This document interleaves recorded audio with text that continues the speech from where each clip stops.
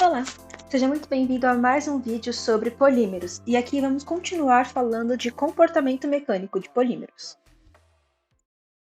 Bem, para começar o tema, a gente vai falar de duas definições importantes aqui.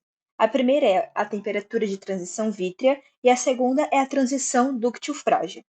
A TG, temperatura de transição vítrea, vai ser abordada mais aprofundadamente quando a gente for falar de comportamentos térmicos. E aqui a gente só precisa saber de duas coisas sobre ela.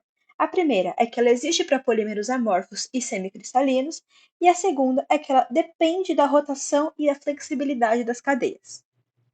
Já a transição dúctil-frágil, ela é uma mudança, ou seja, transição e mudança são a mesma coisa, abrupta, rápida assim, brusca, de um material ser frágil a baixas temperaturas e ser dúctil a altas temperaturas. E aqui, especificamente, a gente vai trabalhar o conceito de resistência ao impacto. Basicamente, o quanto o material consegue resistir a uma força externa sendo aplicada nele sem se quebrar, se partir ou ter alguma alteração muito radical na sua estrutura. E aí, esse valor da resistência ao impacto, RI, vai depender de 4 fatores. Primeiro, quanto maior for a temperatura de transição vítrea, maior vai ser sua resistência ao impacto. Por quê? Materiais com a temperatura menor do que a TG, ou seja, quando estão uma temperatura abaixo da transição vítrea, eles possuem cristais e esses cristais concentram as tensões, concentram os impactos.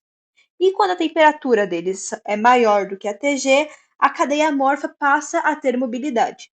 Ou seja, ele vai começar a se deformar. A segunda coisa é que o grau de cristalinidade é inversamente proporcional ao RI, então quanto maior o grau de cristalinidade, menor é a resistência ao impacto. A terceira característica é quando a gente adiciona aditivos ao nosso polímero. Se esses aditivos forem plastificantes, a RI ela vai aumentar caso a temperatura de transição vítrea diminua. Por quê? Nesse caso especificamente, a transição vítrea do nosso material ele tem que ser aproximadamente a temperatura ambiente para essa regrinha funcionar. E se a gente adicionar cargas rígidas em um polímero rígido, a gente também vai diminuir a nossa resistência ao impacto. E o quarto item sobre isso é o resfriamento. Quando a gente resfria um material rapidamente, a tendência é que a resistência ao impacto dele aumente. E se o nosso resfriamento for lento, é que ela diminua. Ou seja, o material se torna mais frágil quando a gente resfria ele lentamente. Agora, por último, a gente vai falar um pouco sobre a transição dúctil-frágil. E para isso a gente vai desenhar o gráfico da energia do impacto por temperatura. Ou seja, o quanto o material vai esquentar de acordo com o impacto que ele recebe quando a gente faz um ensaio ou quando ele toma algum choque repentino.